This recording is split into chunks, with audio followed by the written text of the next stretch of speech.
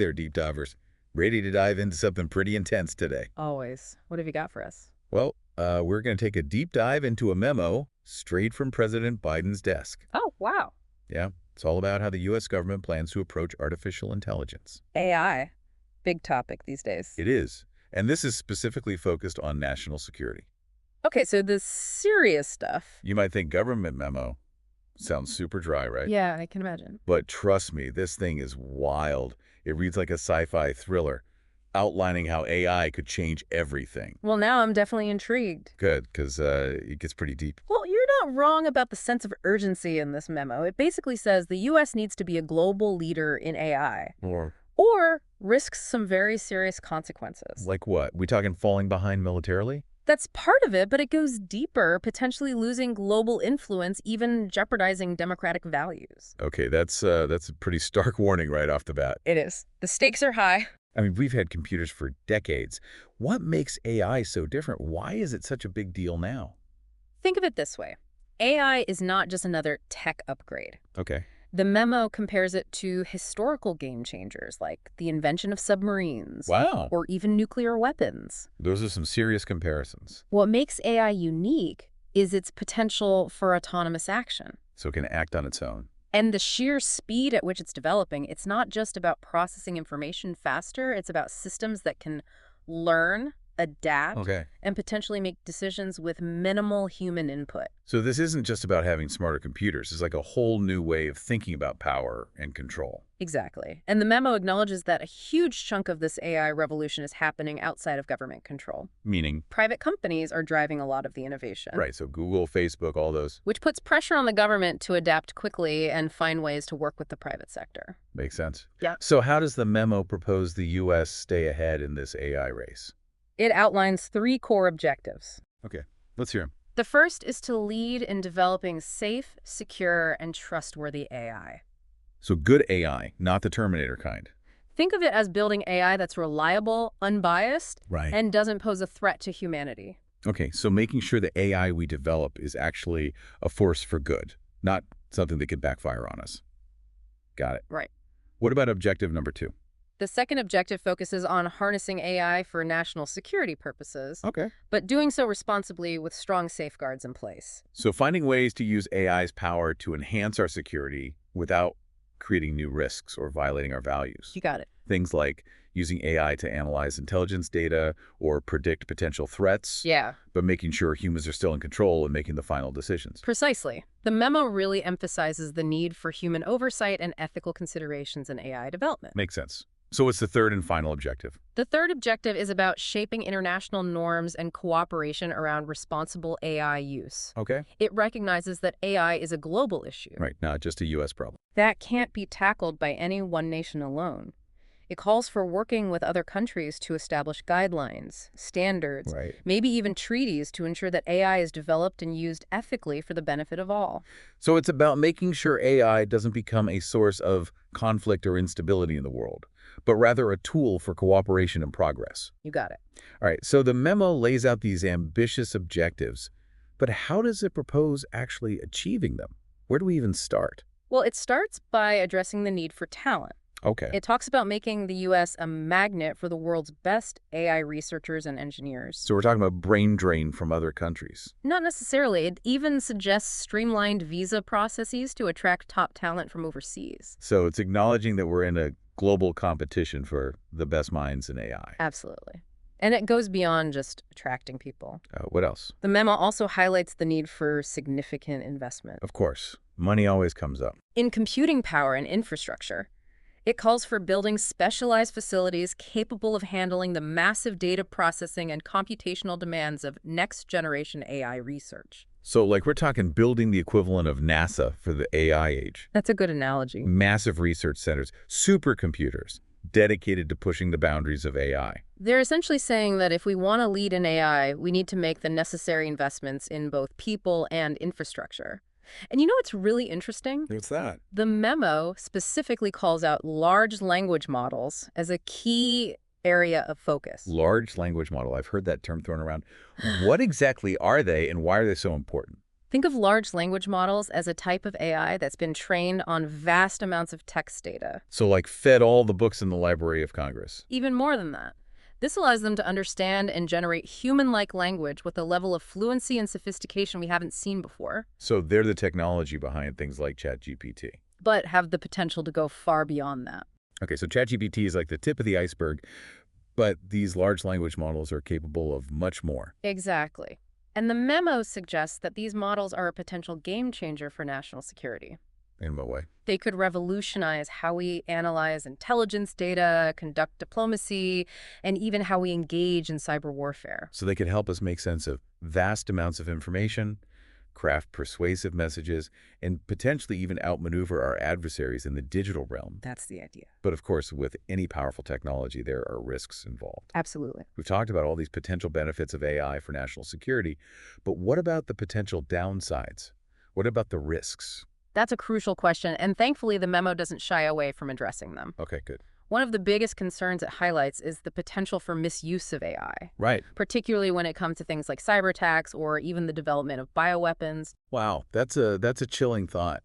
Are we talking about AI systems that could design deadly viruses or launch sophisticated cyber attacks without any human intervention? That's the fear. And while we're not quite there yet, the memo acknowledges that these are real concerns that need to be addressed proactively. That's why it calls for the creation of a new agency within NIST, the National Institute of Standards and Technology. Okay. It's going to be called the AI Safety Institute. So it's like they're creating an AI watchdog. Yeah. An agency specifically tasked with ensuring that the AI systems we develop are safe, secure, and don't pose a threat to humanity. Exactly. Think of them as the AI safety inspectors evaluating these powerful models before they're released into the wild. But how would they even do that? It sounds like something out of a sci-fi movie. It's definitely uncharted territory. Yeah. But the memo suggests using a combination of technical analysis and scenario-based testing to evaluate these models and assess their potential for misuse. So it's about trying to anticipate how these AI systems could be used for malicious purposes and then developing safeguards to prevent that from happening. Precisely. It's about being proactive rather than reactive, recognizing that the stakes are incredibly high when it comes to AI and national security. This is all fascinating and a little bit scary, to be honest. Yeah. It sounds like we're entering a whole new era of technological warfare. It's definitely a new frontier. Oh. And the memo acknowledges that we're going to need new ways of thinking, new strategies, and a whole new level of international cooperation to navigate it successfully. This has been a lot to take in, just in this first part.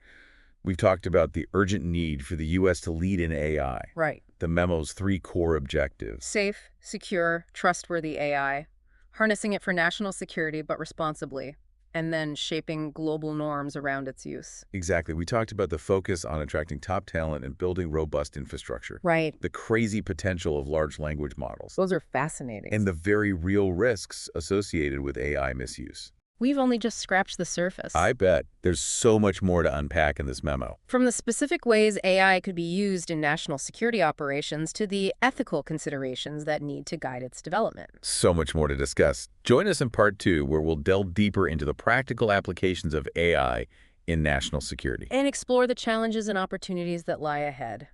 Stay tuned. All right. So we're back digging deeper into this AI and national security thing. Yeah, this memo is packed with details. It really lays out how they see AI transforming how the government operates. Especially when it comes to national security. Right. And it's not just about replacing human analysts with robots. Thank goodness for that. Way more nuanced than that. Okay, so what's the vision? The memo highlights AI's potential to enhance what we call situational awareness. Situational awareness. Sounds like a military term. It is. But imagine this. Instead of relying solely on human analysts to sift through mountains of data, Yeah, that sounds like a nightmare. we could have AI algorithms doing the heavy lifting, identifying patterns and potential threats in real time. Stuff humans might miss. Exactly. So it's like having an AI assistant that can analyze massive amounts of data. Some satellites, surveillance footage, social media, all of it. And then flag anything that looks suspicious or out of place. That's the idea. And it's not just about speed. Yeah. AI can often spot subtle connections and anomalies that human analysts might overlook. Because they're looking at too much data. It's about augmenting human capabilities, not replacing them entirely. Okay, so it's about humans and AI working together, each playing to their strengths. What other applications does the memo highlight? Well, another fascinating area is predictive modeling. Predictive modeling, like Minority Report. Kind of. Imagine AI helping us anticipate future threats or vulnerabilities. Okay, I'm listening. For example, maybe AI could analyze patterns of cyber attacks to predict where the next one might come from, Interesting. or identify emerging terrorist networks before they fully materialize. So instead of just reacting to threats, we could potentially get ahead of them using AI. That sounds almost too good to be true. Are there any real-world examples of this in action? There are. Some intelligence agencies are already using AI to analyze social media data, Why? to identify potential hotspots for unrest, or predict the movements of hostile actors. So it's not just theoretical. It's happening, Right. but the memo acknowledges that we're still in the early stages. Right. There's a lot of research and development needed before we see these applications fully realized. It sounds like they're laying the groundwork for a future where AI is deeply integrated into our national security infrastructure. It's exciting, but it also raises some concerns. Of course. We talked about the potential for misuse earlier, but what about AI making mistakes? What happens if an AI system misidentifies a target or makes a bad prediction? That's a critical concern, especially when we're talking about national security. Yeah, the stakes are high. The memo specifically addresses this by emphasizing the need for strong human oversight. Okay, that makes me feel a little better. The idea is that any AI system used in a high-stakes situation should have a human in the loop. So like a kill switch. Not exactly. More like someone who ultimately makes the final decisions and ensures the AI's recommendations align with our values and objectives. So it's not about blindly following the AI's lead. We need humans to double-check, to apply their judgment and experience. Yeah, Especially when lives could be on the line. you got it. Makes sense. Another thing that worries me, you train these AI systems on data, right? But what if that data is flawed? Ah, you're talking about bias. Yeah, could an AI system become prejudiced based on the data it's fed? That's a huge concern. You see, if the data used to train these systems is biased, the AI could perpetuate those biases, leading to unfair or discriminatory outcomes. That's a terrifying thought. We can't have AI systems reinforcing existing prejudices, especially in areas like surveillance or targeting. Absolutely. The memo stresses the need for rigorous testing and evaluation of AI systems to identify and mitigate potential biases. It also advocates for diverse teams developing these systems, bringing different perspectives to the table and hopefully reducing the chances of bias creeping in. So it's about making sure the AI we develop reflects our values of fairness and equality. But even with all these safeguards in place, isn't there still a risk that our adversaries could try to exploit or manipulate these AI systems for their own gain? That's a very real concern. What if an enemy nation could hack into our AI systems Oh, no. or feed them false information to mislead us? That sounds like something straight out of a spy thriller. Well, fiction often has a way of becoming reality, especially in the world of technology. True. The memo acknowledges this threat and emphasizes the need for robust cybersecurity measures to protect our AI systems from attacks. Makes sense. It also talks about developing AI systems that are resilient Okay. and can detect and defend against manipulation attempts. So it's like an ongoing arms race within the AI domain itself, constantly trying to stay one step ahead of those who would use this technology for malicious purposes. That's a good way to put it. And this brings up another important point the memo raises: the need for international cooperation and arms control in the context of AI. How do we prevent an AI arms race that could destabilize global security? That's a huge question. It sounds like we're entering a whole new era of geopolitics where AI is the central piece on the chessboard. You hit the nail on the head. The memo pushes for dialogue and collaboration among nations to establish international norms and agreements on responsible AI development and use. Okay. Think of it like the treaties we have for nuclear weapons, but for AI. So instead of countries racing to develop the most powerful AI without any regard for the consequences, we need to be working together to establish rules of the road, ethical guidelines, and safeguards to prevent AI from becoming a weapon of mass destruction. Exactly. It's about recognizing that AI is a global issue that requires global solutions. We can't just go it alone on this one. The memo calls for a concerted effort to prevent the proliferation of dangerous AI technologies and ensure AI is used for the benefit of all humankind. It sounds like a massive undertaking requiring a level of global cooperation we haven't seen in a while. But given the stakes, it seems essential. Absolutely. And that brings us back to the heart of this memo. The U.S. taking a leading role in shaping the future of AI not just for its own national security, but for the good of the entire world. This memo really underscores the dual nature of AI, its incredible potential to solve problems and improve our lives, but also the very real risks if we don't handle it responsibly. That's a great observation. The memo is a call for what we call responsible innovation. It's about pushing the boundaries of AI technology while also being mindful of the potential consequences and working to mitigate the risks. So it's about having a clear vision of the future we want to create with AI, a future where it enhances our security and well-being without undermining our values or creating new threats. Precisely. The memo doesn't just lay out technical specifications and policy recommendations. It outlines a vision for a future where AI is a force for good in the world, a tool that helps us solve complex problems, protect our freedoms, and build a more secure and prosperous future for all. That's a powerful vision. And speaking of vision, this memo really challenges us to think beyond the immediate applications of AI and consider its long-term implications for society as a whole. That's where things get really interesting. I bet. Because we're not just talking about algorithms and data. We're talking about the fundamental relationship between humans and technology, about the values we embed in our machines, and ultimately about the kind of future we want to build for ourselves and future generations. And that's precisely what we're going to dive into in the final part of our deep dive. We're going to explore the philosophical and ethical dimensions of AI. The stuff that keeps you up at night wondering about the future of humanity. So join us in part 3, where we'll explore the big questions about AI, its potential impact on society, and what we can do to ensure this technology serves humanity, not the other way around. Okay, so we're back and ready to tackle the big philosophical questions. The ethics of AI. The really thought-provoking stuff. This memo doesn't shy away from that. Yeah. It really dives into those issues. Right. It recognizes that technology isn't neutral. It reflects the values of its creators. And throughout the memo, there's this constant emphasis on human judgment, on keeping humans in the loop, even as AI gets more powerful. That's a key takeaway. They're saying AI should be a tool to augment human decision-making, not replace it entirely. Which raises some interesting challenges. I mean, if we're relying on AI to analyze information and make recommendations, how do we ensure human judgment stays sharp? If we're not using it, are we going to lose it? It's almost like a muscle, right? If we don't exercise our critical thinking skills, they could atrophy. So how do we train people to work effectively alongside these increasingly sophisticated AI systems?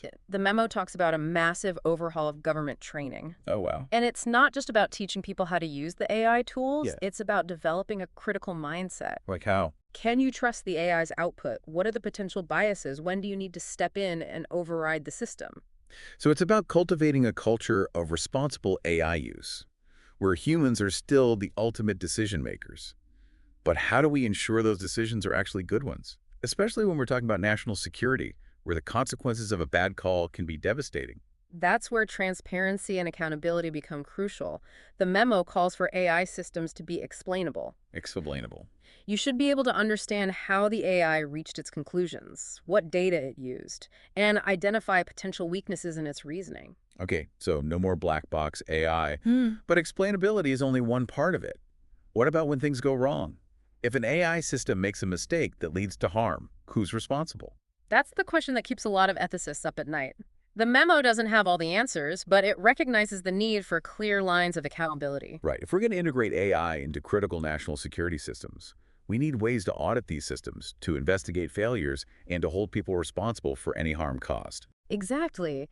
And the memo acknowledges this will require a whole new way of thinking about governance. And it's not just about the U.S. figuring this out on our own either. Right. This is a global issue. AI is a global phenomenon, which is why the memo calls for international collaboration on these ethical and legal frameworks. This makes me think back to something we discussed earlier.